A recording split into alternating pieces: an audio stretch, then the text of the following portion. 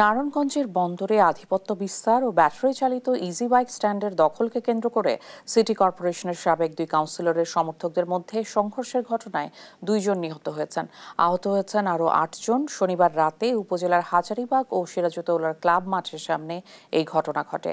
স্থানীয়রা জানান, বন্দরে আধিপত্য বিস্তার ও অটোরিকশা স্ট্যান্ডের দখল নেওয়াকে কেন্দ্র করে সিটি কর্পোরেশনের সাবেক কাউন্সিলর হান্নান সরকারের অনুসারী ও মহানগর বিএনপির যুগ্ম আহ্বায়ক সাবেক কাউন্সিলর আবুল কাউসার আশার অনুসারীদের মধ্যে বিরোধ চলছিল।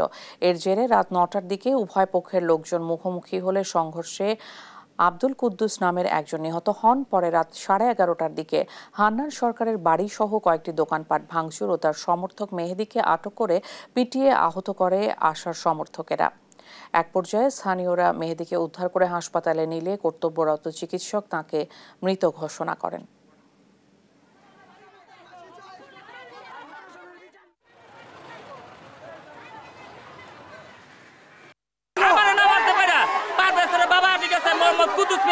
হান্নান সরকারের নেতৃত্বে ঠিক আছে, তারে হত্যা করা হয়েছে।